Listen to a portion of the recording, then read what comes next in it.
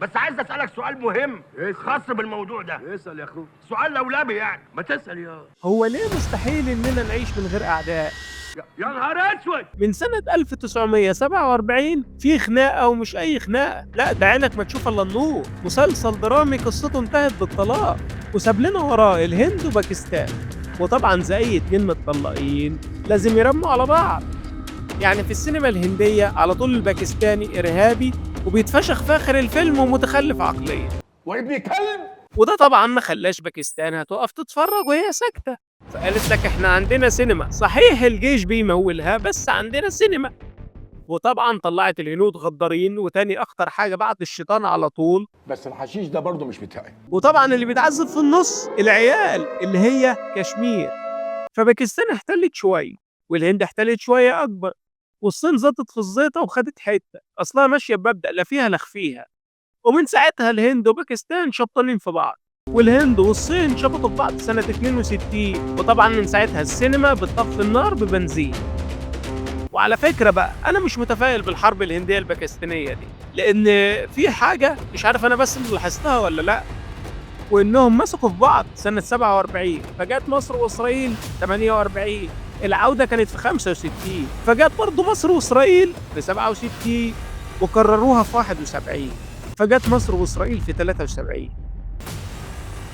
ده غير إن القضية متشابهة، وهو اغتصاب للأرض دون وجه حق، فبالكتير كده على 2027 يا رجالة ماشي، فاللي نفسه في حاجة بقى يلحق يعملها.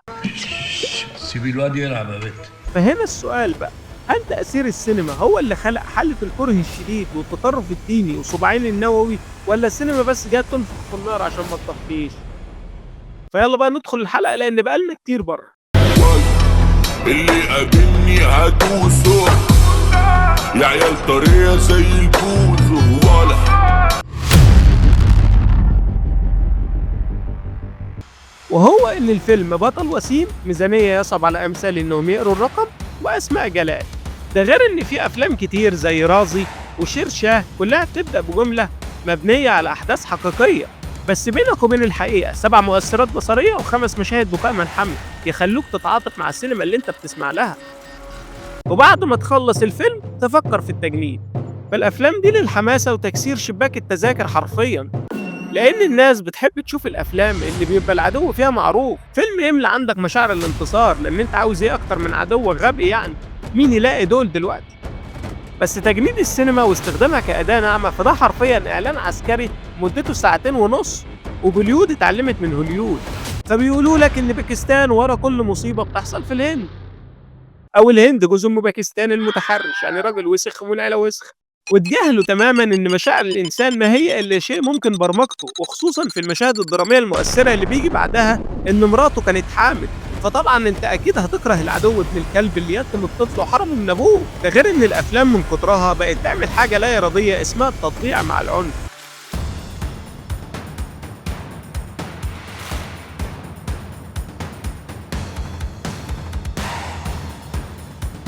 لأن الناس مش بتشوف الحرب على أساس إنها خراب، لأ دي بطولة. ما هو البطل كان في الحرب هو مقضيها عادي، بس في الواقع الجندي مش بيبقى عليه سلو موشن ولا بيقف على الجبل وعليه شمس الغروب. الحرب مش شاعرية، الحرب وحش بياكل الكل حتى الأبطال. ده غير إن السينما من قوتها التأثير على التبادل التجاري والسياحي للبلدين، يعني أنت كمواطن هندي أكيد مش هتستثمر في إسلام أباد، وده ليه؟ عشان أنت شايفهم إرهاب وولاد كلب. فالكراهية الثقافية بتأثر مباشرة على العلاقات الاقتصادية، والسياحة بتتأثر أولاً لأن الناس بتخاف من الصورة الذهنية اللي اتزرعت في دماغهم، وبينسى الناس إن العدو ده ممكن يكون شاب زيه زيك، بس هو الوحش في رواية أحدهم. وتعالى بقى نعمل تجربة خفيفة كده، أنا هقول لك اسم دولة دلوقتي وأنت أول حاجة جت في دماغك تكتبها لي في كومنتس. ونيجي بقى لسؤال الحلقة، وهو نقدر نعيش من غير عدو ولا لأ؟ وهو إنه مستحيل، لأن العقل البشري نفسه بيحب التصنيف، إحنا وهم، ضد ولا مع، خير ولا شر. فأدام بقى في تصنيف يعني بقى في اختلاف، يعني ممكن تنشأ العداوة أسهل من إنشاء فرقة في بيس 2025، وكمان فكرة وجود عدو دي مريحة نفسيا. خدت الصدمة بقى. واستنى أنا لسه أفهمك، لأنه بيخليك تحس إنك دايما البريء والطيب والمضطهد، وإنك مش فاشل بس هو اللي منعك. واللي أكد كلامي، تخيل وجود فيلم البطل فيه حياته سعيدة وما فيهوش أي سسبنس خالص، مش هتسمعه. ده ممكن يدخلك في اكتئاب أصلا، فلا تخرج قبل أن تقول سبحان الله. بس زي ما في أفلام بتنشأ على تغذية إحنا أحسن منهم، في أفلام تانية زي بجرانج بيجان. يلا يا عم الحاج، يلا يا عم الحاج، احنا ناقصين لبخه في الكلام، ناقصين لبخه، ده عايز يتعالج ويجينا. اللي بيتكلم عن طفلة باكستانية مسلمة صماء وما بتتكلمش، بتتوه في الهند بسبب إنها كانت جاية في سياحة علاجية، فبيلاقيها رجل هندوسي وبيحاول يساعدها ويحميها لحد ما يوصلها لأهلها في باكستان، في محاولة شرح إن الإنسانية فوق كل شيء. ومع ذلك الفيلم ده كسر شباك التذاكر حرفيا. أو فيلم تايجر 1 أو 2، اللي هو في الجزء الأول جاسوس هندي بيحب جاسوسة باكستانية وبيتجوزوا غصب عن الكل وبيهربوا وبيبقى هو زوج طبيعي وهي برضه. وفي الجزء الثاني الجاسوس الهندي بيتعاون مع المخابرات الباكستانية والمخابرات الهندية، الفاجر جايب الاتنين مع بعض عشان يحارب داعش في العراق. وبالمناسبة الأفلام دي لنفس البطل وهو سلمان خان، اللي بيحاول جاهدا وإنه يقول مش عشان فكرنا مع بعض بكلمتين، ده انتوا اهل وحبايب. ففي الآخر لازم يبقى في عداوات وتحالفات، يبقى في عدو خبيث ما فيهاش كلام وعدو محترم عادي بتحصل، بس مش لازم تطلعه غبي، لأن أنت كده بتقل من نفسك أصلا، لأن مقامك من مقام عدوك.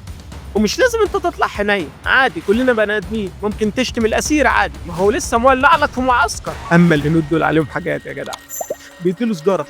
ففي الاخر بقى مش هتفرق معانا لما نعرف ان الهند عليها 5 طيارات وان باكستان محبوس عنها الميه، لان دي شكليات والاعداد والخسائر بتزيد لانها حاجه طبيعيه في الحروب. انما اللي مش طبيعي انك حتى في وقت السلم نازلين شتيمه سينمائيا في بعض، ويقول لك باكستان بتدعم الارهاب وده يقول له انت اصل الخراب.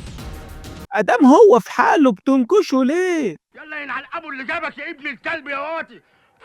خليت الشعب داخل الحرب سخن جاهز ومتخيل انه نفس الفيلم اللي بيشوفه. في ليلة كده ساعة عصاري طلع يتمشى بالدبابة بتاعته في الجبهة، وهو ماشي لمح مزتين من جيش العدو سارحين بدبابة كابورليه.